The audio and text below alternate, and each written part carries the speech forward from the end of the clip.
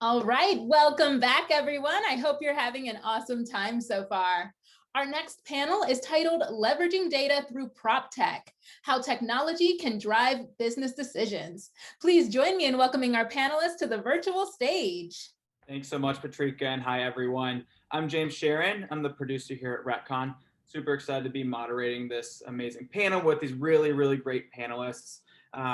Just for a quick introduction of what we've been talking about, throughout this conference and today, we've been talking about all of the innovations that have been going on in the industry with everything from access control to IoT, resident management systems, and all of these innovations, or at least a lot of them, are collecting data for us. Multifamily owners and operators are finding themselves with some very valuable information on their hands, which makes us ask questions like, are you collecting the right data? Are you using it correctly? And selecting these right technologies and data that are going to be best for you is a really important discussion. So we'll be diving into that as well. So first, I'd like to welcome our amazing panelists and have them introduce themselves. Jason, why don't we start with you? Hi everyone, my name is Jason Grovert. I'm Chief Information Officer at Steadfast Living. We're based out of Irvine, California. We have about 24,000 units across 80 or so properties in the United States. Sara.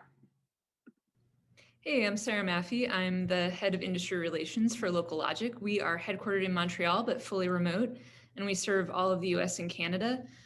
Local Logic has been building a digital twin of cities over the last 6 years and basically using that data to quantify real estate making decisions. And really we have tools that are overlaid on home search sites and a data analytics platform that's meant for developers and investors. Great. Marc. Hi, I'm Marc Silverman with Kastle Systems. I'm the managing director of the Multifamily division. We're a provider of access control, video surveillance, and integrated services nationwide based out of Northern Virginia. We really work with owners to make sure that decisions are making from a access control, integrated technology standpoint that's pertinent tomorrow as it is at the time of development. Awesome. And Dave. Hi, everybody. My name is Dave Marcinkowski. I'm a partner in Madera Residential.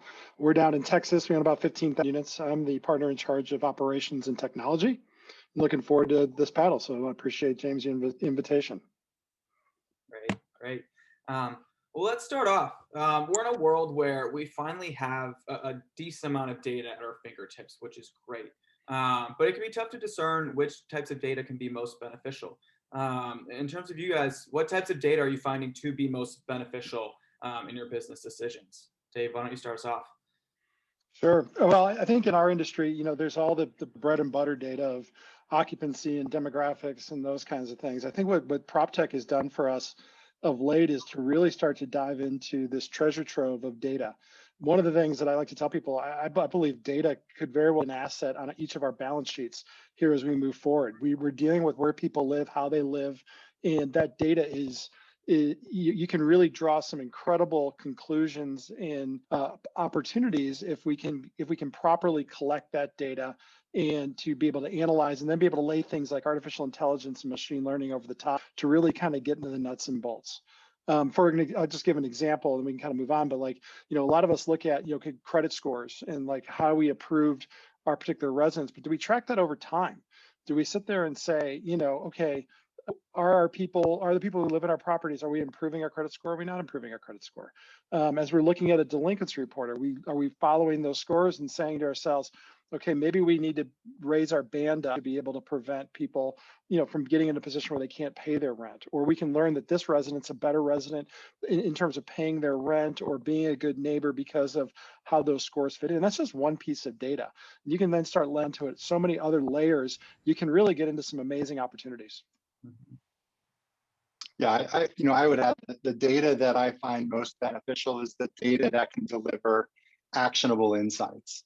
And part of the process of gathering and analyzing data, I think, has to be open to that data that delivers actionable insights may not be the data that you initially thought you needed, and to be open to the process of what your data leads to, not these preconceptions of what you're specifically looking for.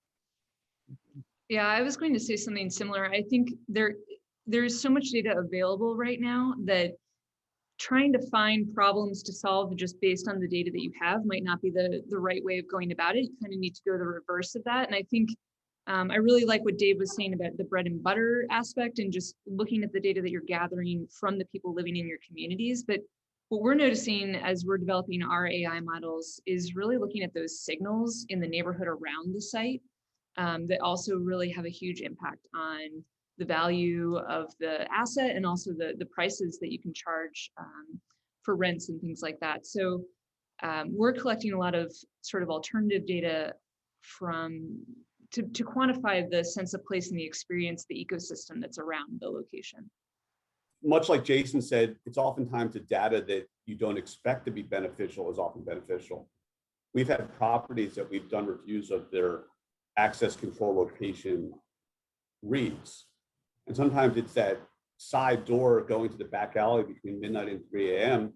You see a lot of activity.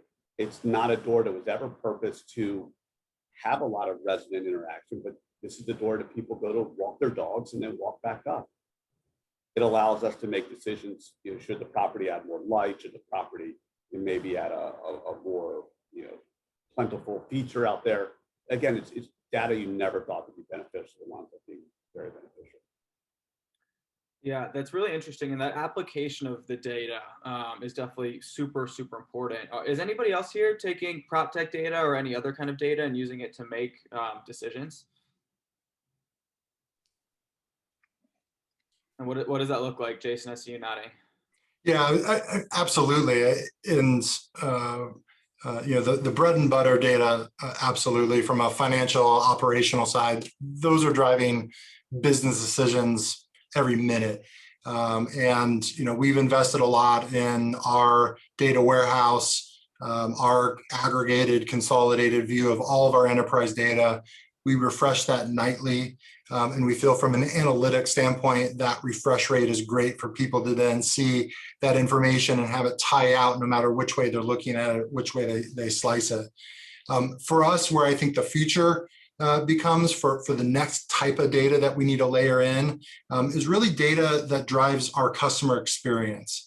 And that's a bit tricky, right? Because especially with the privacy laws that are already out and continuing to emerge, how do you collect the data you need from your prospects, from your residents, from your vendors, but do it in a way that supports the privacy laws and the privacy requests of each individual while still driving those actionable insights and something that can help shape and tailor the customer experience for each individual person, not an aggregate whole of how the property as a whole is performing or the portfolio as a whole is performing.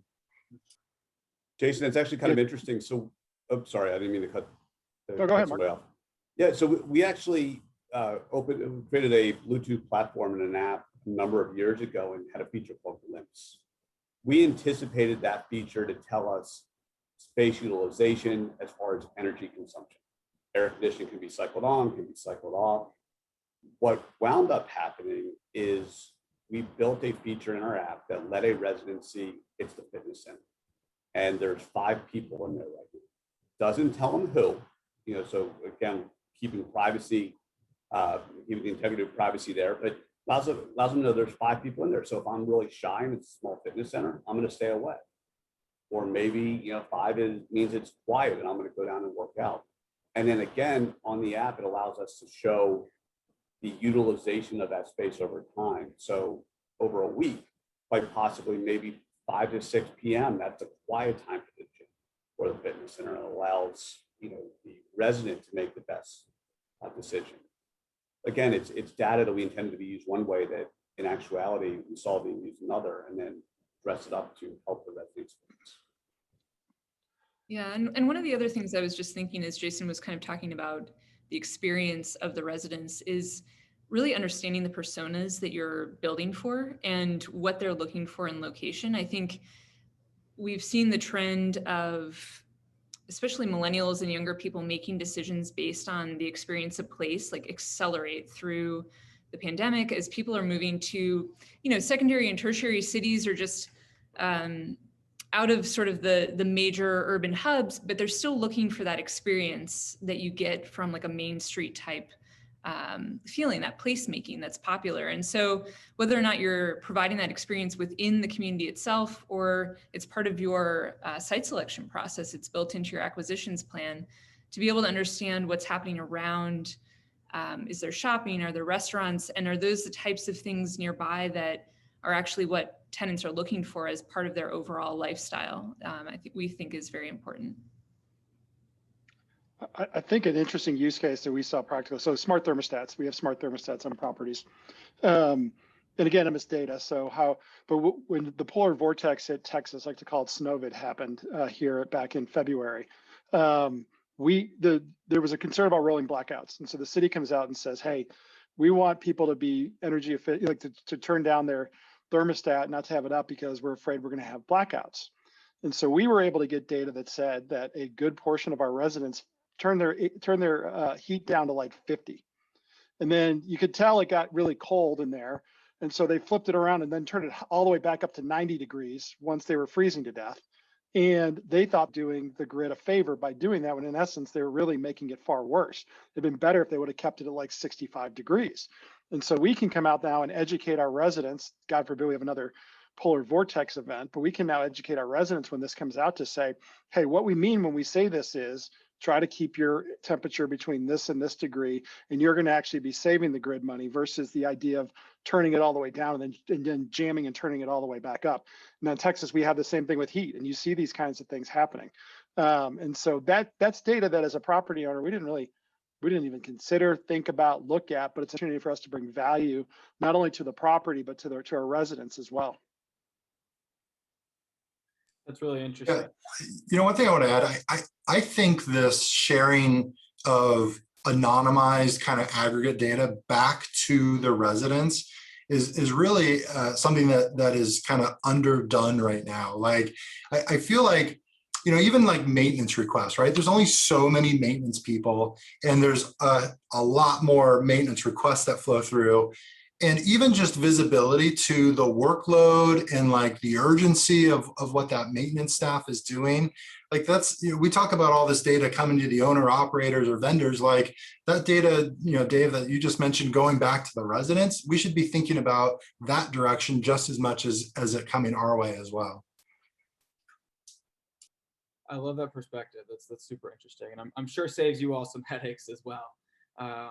And something that I find fascinating as well, and Sara touched on this a little bit, and there's so much on the resident and the property level and management, but in terms of deals, we're all here doing deals, making deals. How are you guys using data and technology to influence your deal decisions, essentially?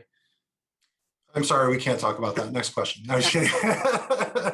I mean, there's some secret sauce in there, right? Like that can make or break a deal, or find something that you see valuable that others don't see yet, that becomes an edge for it. But I mean, there's a whole treasure trove of data there. And it's, again, how can you collect it, analyze it, and find the things that matter to your business, align with your business to make that kind of a decision. I'll add a little bit of practice. I mean, Jason couldn't agree more. I mean, it's funny, but it's true. But like how we analyze our existing deals will allow us to make better decisions on our investments. So for example, you know, we can sit there and look at a similar asset that we've managed, and we draw conclusions from afar going, okay, we did this and it seemed to work and whatnot. When you can quantify that and actually be able to put a dollar figure around it that's more real, it allows you to underwrite differently. So for example, you know, we introduced a tech package to our properties, and we charged a certain amount to give a certain risk, and we had really good success with it. We also learned where the challenges were and maybe what demographics that wasn't going to work at, or what properties that may not work out as well. Now we can then apply that logic to how we evaluate the next deal. And so it's not as much, it is understanding it from a standpoint of evaluating a future deal, but it's also, what do you know about your business, how you do business, and how that applies to the different assets that you touch. Yeah. I mean, Sara, with your digital twin, maybe could you, just for everyone's benefit, maybe explain what that allows you to do, because that sounds like a perfect scenario for analyzing kind of forward-looking potential, what a deal, how a deal could perform. Exactly. I mean, I think it's super useful if you have a project that you think, wow, we really nailed this location or X, Y, and Z about the decisions that we made. We can use our platform to actually recreate those investment criteria essentially and look for sites that will meet those as well. So you can basically replicate in other markets or submarkets and get an idea of what new areas look like according to that investment criteria. It's a great site selection tool and potentially helps you find things that are off market or maybe in an area that you weren't necessarily looking in before. But what we're really doing now is getting to a predictive place where, okay, you found a site. Let's think about the patterns of development that happen because we were founded by urban planners. This is kind of our nerdy background to understand how neighborhoods develop over time. And there's certain signals. And in our automated valuation models, we understand in certain markets that, maybe income matters more, or the fact that there's a new transit station is really going to be the value driver in this situation. So just having the data and the model to pull those pieces together and help you understand what a location is going to look like in 3 to 5 years when you're actually trying to lease it is super valuable. I think it's also important, Sarah, as I hear you talk, is that whichever vendor partners, because obviously Kastle, we're not investing in deals, we're supporting owners and operators, but whatever vendor partners you choose to work with, have that vision to hear what it is you're looking to accomplish, what it is you're looking to garner from the information, what kind of information, and then make sure that everything goes back and talks to them. The days of these siloed technologies are dying quickly. Absolutely. And I think also even silos within the real estate company itself, that, marketing and acquisitions might be, maybe historically a little bit more separate. But we see our data as really kind of almost creating a matrix of all these decision points. And it's valuable to everyone across the board. I've seen a lot of these live, work, play communities. Live, work, play for the last 15 years has been kind of like a buzzword, right? Mm-hmm. Not a lot of owner operators are taking that live, the work, the play, and actually looking at that data aggregately, and through our platform, through other platforms we integrate with, there's ways to look at the visitor data, the resident data, the office worker, and then obviously the retail customer. And what is that telling you? And then, is your property, is your hold a destination, or is it, part of a transient area? There's so much that can be garnered from that. I will say from an owner operator side, all of this is technically possible to bring all this data into a single view. Many, though, of the platforms that many owner operators run on make it near impossible to plug in this kind of data from different vendors, different providers, to have that single view where you could look across. So I think I speak for many owner operators to really, we need to be pushing our own vendor community of not only the property management platforms, but then the vendors that have and specialize in these different areas of data to really work together and support a common industry way that this data can not only be collected, but put into a single place to be used by owner operators. Yeah, we hear that. Oh, sorry. Dave, I keep doing that to you. I apologize. No, that's okay. Go ahead. No, I'll come in. I was going to say, I hear that quite often, right? And, a number of years ago, it was a challenge. And what Kastle's doing is we took what was once a proprietary system and we said, now it's an open system. What does that mean? So Kastle, we own our solution stack. So we publish an SDK, software development kit, and an API. So if you have different platforms and you have the other vendors willing to work with us to provide whatever the need is that you're building, we'll put the manpower behind it. And I think that's the type of pressure I think owners and operators need to push across the spectrum. Will your vendor partners, put the proverbial money where the mouth is? Yeah, Marc, companies like your ones that we need in our industry, and Sara, yours. I think to kind of piggyback on what Jason said, I just got done writing and publishing an article in Forbes talking specifically about this, and I referred to it as I'll refer to it here as tribalism. So we have these common denominator platforms, mainly the softwares, and I'm not going to name names. And they pick one, but whichever one of those you choose, that's your tribe. And now your tribe kind of controls the data of and how it's going to come out. And a Marc or a Sara wants to integrate in with that data to be able to take your great data and then all this other data and put them together. And that's where really incredible synergies could happen and real management decisions could happen. But oh, and lo and behold, my tribe, you're gonna have to pay $25,000, $35,000 a year to get access to the data that I want to give you, because I'm the chief of the tribe, and it's only going to be a small subset of the data that you really need to be able to draw conclusions. And so in a lot of ways, it prevents us from being able to do a lot of the things that we're doing in here. And what we need to be able to try to, try to work to is an environment that allows us to openly collaborate, like Jason is saying, like we're all kind of saying. Unfortunately, my argument in the piece is it's not going to happen. We are an industry ripe for disruption, but I don't think our current platforms have the desire to move past where they are today, and I think it's going to hold us back.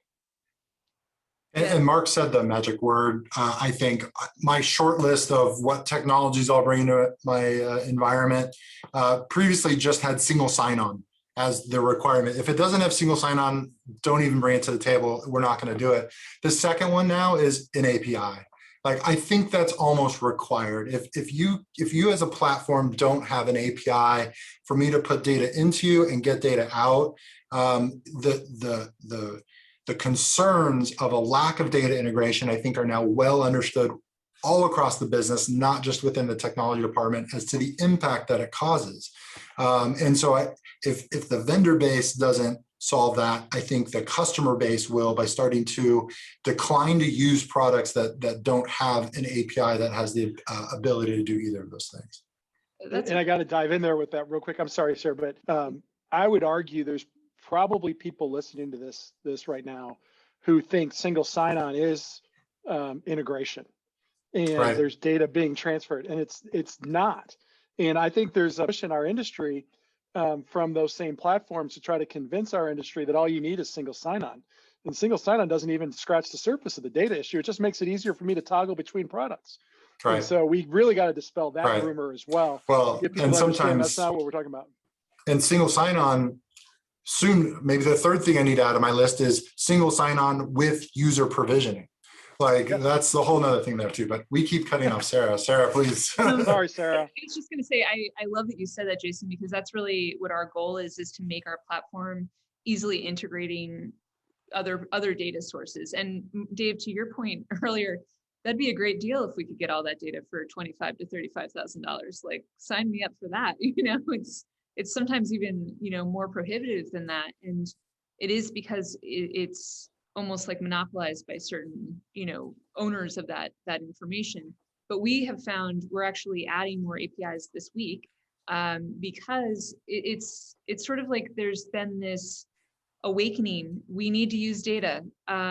Some firms have platforms internally, have the ability to use APIs, and we want to be able to provide that. And some really are struggling with making decisions on what PropTech to use, and an API, what's that? So we've created our platform to integrate all that data for them, so they don't have to go through that process of building and developing their own platform. So I think it's kind of split right now in the industry of which side of that you land on, but we're there for both. And James, I think a great session for you, if you've got a day or three that you could devote to, is whose data is it anyways? Because I don't want to open that can of worms, but man, that's a can of worms that would be fun to open at some point in time if we had all day to talk about it. That's for sure. I'm sure there'd be a lot of opinions. Something that I think is really interesting, and I'm in a really cool position where I get to talk to owners, operators, investors all the time, and something I hear often is, James, we're finally at a point where we're catching up to other industries. We have a lot of data at our fingertips, but it's almost kind of like there's so much, but there's so little. You have to make very specific decisions on who or what provider you're going to invest in and what types of data. And some institutional investors have access to all of that. But, say I'm, growing investor, I have a portfolio of 1,000 to 5,000 units. I need to kind of pick and choose what data I'm going to be looking at. How should I be making that decision? Yeah, I mean, I think there's so much data in so many siloed systems, and that's what the problem is. I think the investment in building your enterprise data warehouse, your single integrated, cross-connected view of data is worth a slow start because it pays its dividends on the back end when you're able to cross-connect your data from different sources in the same spot. And so while it feels like it's more work to get there, that's what we're complaining about, is that we can't take our bread and butter financial and operations data and look at this IoT data that's coming in from a provider that's telling us about our gym use and this other provider that's telling us about our surrounding community. We as people have to individually go to these different places and make our own determinations and thoughts about what that means. And that's what has to be brought together. So, whether you're small or big, make the investment in time and resources to have that single enterprise data warehouse that can support any of your data coming from any of your sources, even if that means you have to do it yourself and bring in data from what you think is your main property management system. What if that system changes in the future? Right? Your data warehouse can be the thing that doesn't need to change even when any of those pieces and components evolve going forward.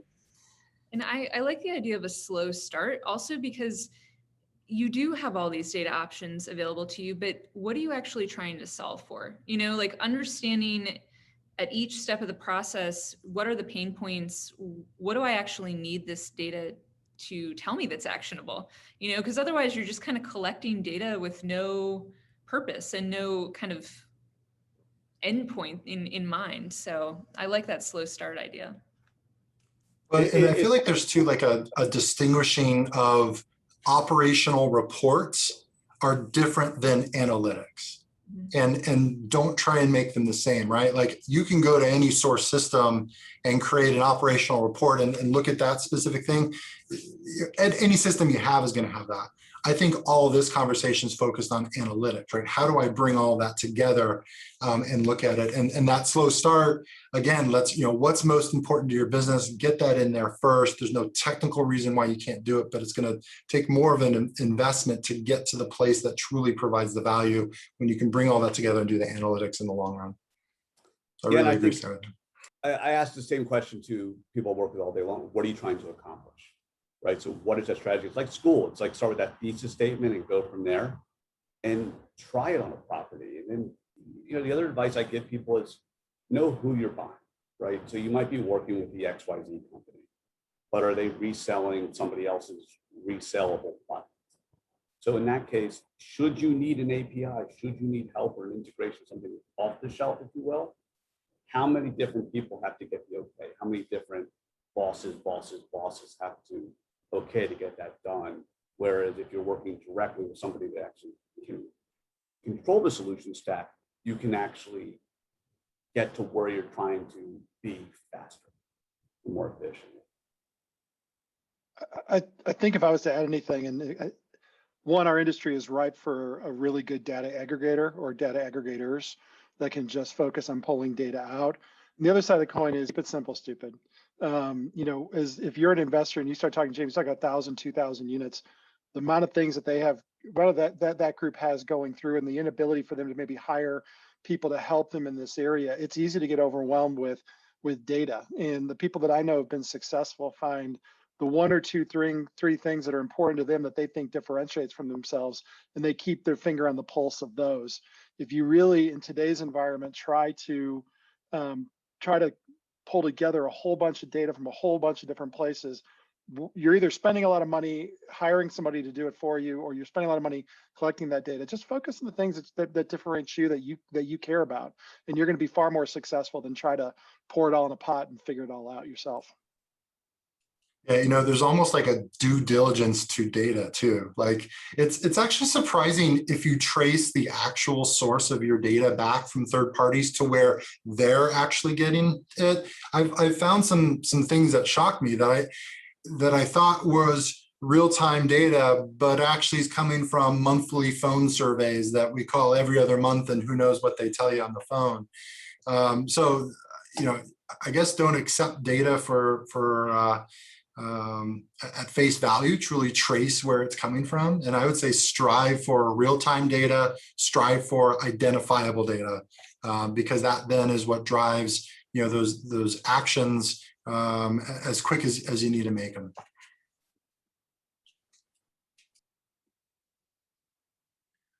Yeah, definitely some interesting things there. Something I'd love to dive into that has, I think a lot of us have been waiting for this to come into the limelight and be trendworthy. Sustainability has finally become a point of focus for residents, investors, stakeholders, and ourselves as owners and operators. What role can data play in helping to make buildings and portfolios more sustainable? I'll give an example, like a real world example. So we recently talked to a manufacturer of AC units, and they have a struggle collecting data in single family because every house is different. How many people live in those units? How many people, how long are they staying in their units and doing those things?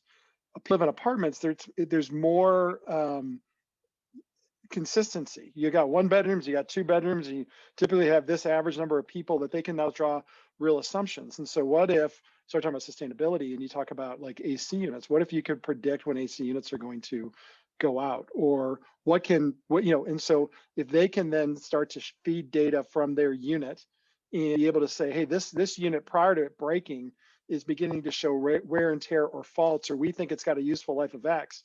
And then you could put preventive maintenance in there to be able to, make it more efficient, be able to be greener, as well as be able to save money on the operating costs because I'm fixing something versus replacing something. That's a real world example of data being able to help as it relates to sustainability. Yeah, I think we found just through our conversations of talking with investors and developers, every day, that a lot of the focus, it seems, in the industry right now is really on operational efficiency and material choices. But there's a lot that can be done even earlier in the process just to understand like human behaviors of, am I locating in a place where there's reasonable alternatives to driving a car? Am I kind of actively seeking that, or working with the city to provide a bus rapid transit station nearby, or bike lanes, things like that also have huge impacts on the environment, but are sort of outside of the purview of what's happening in the building itself, and sometimes don't make it into that consideration. But there's a lot of sort of downstream effects when you start to consider the whole day of the person living in the building. It's also, space utilization. So you think about traditionally the office building, the commercial office space, the air conditioning or the heating or the HVAC would work from 8 to 8 or 8 to 5. I've been here at night at times, and I hear it all go off, and I know it's going to get hotter, it's going to get cold.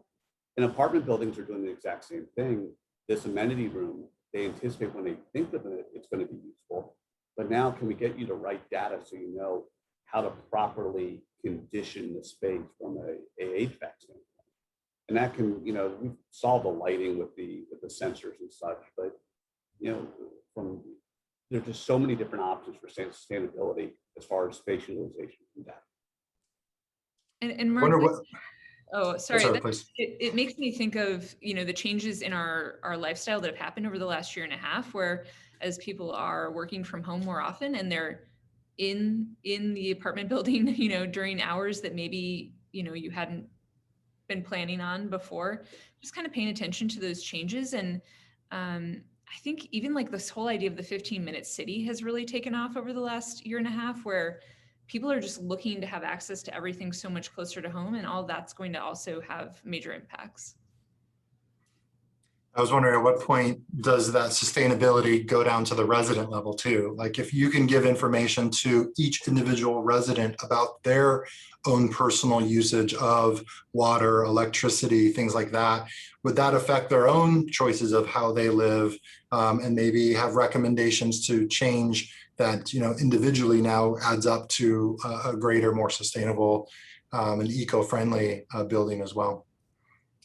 I mean, like Jason, all these are all great comments. I think that put your like visionary cap on. It's not out of the realm of possibility. I live in a major city and I'm near the subway station, and I have my alarm clock tied into the train station's time, and it's running 15 minutes late, so it automatically adjusts my my alarm clock 15 minutes, and my lights come on, and I get ready, and my Uber Eats or DoorDash delivers my bagel and orange juice at the time as I'm walking out the door, because it knows to order it correctly, and then I just kind of walk over there and get on there and I move. I mean, that's kind of like the whole that's where we could get today if we applied ourselves in that area, and somebody smart is going to come up with those types of solutions. But that's how data can be impactful in everything that we do.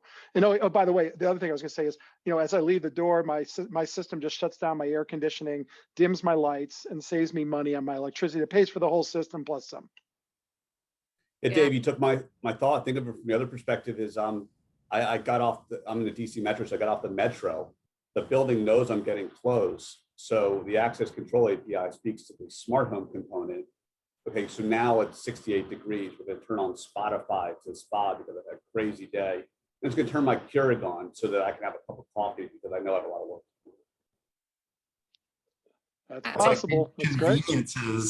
These conveniences that maybe an individual perceives as almost like luxury is actually more efficient than it done manually or in another way. So it's funny how those two play together, and yet you're achieving sustainability and eco-friendly as a part of delivering that. And I think, Jason, just from what you were talking about, like giving access to that data to the residents, not only is it something that they want as maybe something that is more luxurious, but I think that there's an increasing demand to make decisions based on that sustainable lifestyle. And so if your building is offering something like that, I might choose to live there because that fulfills something that from a values perspective really matches how I'm trying to live. Yeah, the resident level is very interesting. And kind of the other side of that would be the investor stakeholder side of things. Are you all finding that your stakeholders were requesting these data as well? I don't think that the answer is yes, especially like Jason who's dealing with the REIT. We're dealing with more, private monies coming in. What they want to know is that this isn't something that we're just kind of brushing under the rug, that we're on the forefront of technology. And, Moore's Law, technology doubles every 2 years. So 2 years from now, technology is going to be twice as good as it is today. And this is proven out over and over and over again. And then 2 years after that. And so there is a strong, so when we start talking about things like Marc smart locks and things like that, that's all of a sudden going from, man, that'd be cool, and it's a way for me to generate money for my property and also offer a soft amenity to my residents, to becomes table stakes. Everybody just expects it. And then they're like, okay, what's after that? And so, I think that we're kind of in that paradigm shift that's going on right now, and it's exciting. It's an opportunity for all of us if we embrace it and we tackle it the right way, and I think we are. Yeah, there's a lot of discussion and importance around ESG, the environmental, social, and governance side of business, and I feel like some people, when they first hear ESG, they think it's solely environmental. And actually, I think if something to really look at is actually the governance side of that as well, because it's as much the end result of, hey, we've got the timer shutting off the power, the smart thermostat, properly tuned, but the governance and the decision-making framework of the organization of how we even get to that place and the things that we're thinking about next, I think are where the majority of the focus should be on. If you feel like you don't have any ESG program in the first place, put that framework in, then those opportunities come to light. They're all over the place, from the corporate office to the buildings to everywhere in between. And it's more than just the environmental side that the whole ESG umbrella really is covering. I feel like every day there's a new article that comes out that, some institutional investor, sometimes coming over from Europe, and it's kind of trickling its way into the US, where there's just that requirement, like you have to meet certain ESG. It is table stakes. Like that's literally like what I feel like these articles are all kind of leading to. And even seeing the trends in investment in PropTech right now, like those kinds of considerations are equally important on that side of the table. So this is definitely where we're headed, which is awesome. one of the pieces I'm seeing is I work with a lot of investors that are doing new construction, and they're so fearful from the first time they start digging in that ground that their building's going to be outdated when it delivers. And a lot of times they become frozen and they can't make decisions. And that costs, lumber's now higher and oil's higher, PVC is going up, and there's all those laws and unintended consequences. Whereas I say, my recommendation is put the onus on your vendor, ensure that their building will be as pertinent upon delivery and the day after as it is the day they agree to work with you. And whether that's making sure all the back-end communications are in the infrastructure, you shouldn't have any systems outdated anymore. The technology is the piece now where it should be, like the old Bell Labs mentality where whatever comes next can go on top. There should be no more rip and replaces in these days and age. And investors should feel secure that that building is going to be right there, at the top of the market when it delivers, or where it's appropriate. Definitely. One question I'd love to dive into, and I think it'd be really interesting to hear from you guys. Data, and I think a lot of this has been, data allows us, it empowers us to make bigger decisions and get ahead of the game. And we've talked about kind of, the smaller players versus the bigger players. Do you all think that smaller players having access to this data will help them to get on the same levels as maybe some big players? Or is this going to, give these bigger players the opportunity to really kind of get their full share on the market? What are your thoughts there?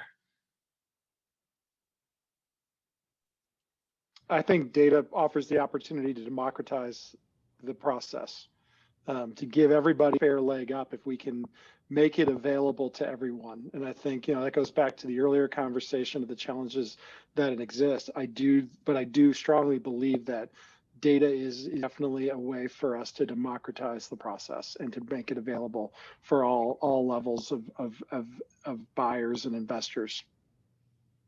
I mean, James, that's exactly why we built our platform, to allow smaller players to have access to all of that data and not have to make that massive investment in trying to figure out how to use it and source all of the data and do that evaluation on it. That's what our platform is meant to do. So I think the idea of democratizing data is at the core of what we do. And we want to make that available on the municipality side as well. I think that sometimes there's like a disconnect between maybe what the developer wants to build and what the community actually wants. And having that data be available across the board can be really helpful when you're trying to come together and understand, okay, maybe making certain changes in zoning or, just what a community needs. Do you need a park? Do you need a grocery store in the mixed use building that's going up? So that kind of information can be really helpful in just creating better communities. Yeah, I agree. Data is the fuel. I'm concerned that innovation's stifled in our current industry because of the inaccessibility of data for the smaller startups. I think the bar is too high in cost and effort and energy and time to let someone with an idea try something with data when the owner or operator wants them to do so. And so that's something that I think as an industry, we need to really put focus on. And I know people are creating platforms with that's open, but I think it really starts with the property management systems as well that need to provide the appropriate level of data, access, APIs at a way that innovation can occur, whether it's within their organization or others. The data is the fuel for all of that. I agree, and I think, as I see it, it's all equal opportunity, right? The smaller operator is able to develop a strategy and implement it across the portfolio a little bit easier. The larger operator has a little more of that bandwidth behind them to push those larger platforms to, do less pay for play and say, we're invested here, help us there as well. And, I think at the end result, it's equal opportunity for all, but there's a different role to play along this. But the challenge that Marc is that you're right. The bigger operator gets to go and push on the PMS groups to open up their data for their use, which gives them a competitive advantage over the small guy. And the small guy tries to say, hey, I want that same access that they have. And the PMS group laughs at him and says, it's going to cost you, or it's, yeah, sure, you're on our list and you're the list of miling and we'll hopefully get to it in this decade kind of a thing. And so going back to your original question, James, data has the potential of democratizing the whole thing, or it has the ability to really segment the industry down to the big guys have an unfair advantage. That's interesting. We have just a couple minutes. So I'd love to hear from each of you. Just, forward thinking as we close out. What's something you're really excited about, or something that you really see taking off as it relates to applications to data in the next 2 to 5 years, which, like you said, that 5 years could be 1 year. So something you really see coming up that's going to take the industry by storm. I'll go. Go ahead, Sarah. Sorry, I'm really excited about what we're working on with our AI, using machine learning to actually understand how neighborhoods change over time and looking for those signals of change that are really usually happening outside of the sort of slow roll of traditional, demographic data that's only collected, every 10 years or maybe once a year with the American Community Survey. There's so many little signals that happen that are actually really the value drivers, and being able to identify those and make those available to all of our users is really exciting, because I think that's going to be sort of the crystal ball of real estate, and going to be a major game changer. And I'm excited. I think more and more of my vendor partners, the people selling parallel technologies to what Kastle offers, are opening their brains to APIs and SDKs and sharing information and integrating. And I remember when we started kind of this next step in the multifamily journey 7 or 8 years ago, everybody just wanted to protect their own and keep everybody else away from what they were doing. And there's still a number of those players, but more often than not, it's how can we put our heads together, how can we work together to ensure that the owner operator has the best possible experience, that the resident leases in that building and stays. Jason, Dave, any thoughts? Yeah, I mean, I'll dive in there. And I mean, kind of piggyback on what's been said right now. I mean, as I look to the future, we're in a world of things like virtual reality, artificial intelligence, augmented reality, blockchain, crypto. The list is endless. And our industry it touches all of our industries. This industry, big time, and yet we're kind of on the outside looking in. And I think as we start to overcome some of these challenges with data, it's going to open up the door for things we never ever imagined. That is exciting. And the quicker we can get on that train, the better. Like if we can, our industry, there's a lot of predictability in our industry, and what data allows us to do is be able to define that predictability, and then you can ultimately synthesize it and make it something that technology can step into and play a role in, which then allows us to humanize the exceptional, which goes back to Marc's comment about the user experience. It's the owner operator, it's the resident.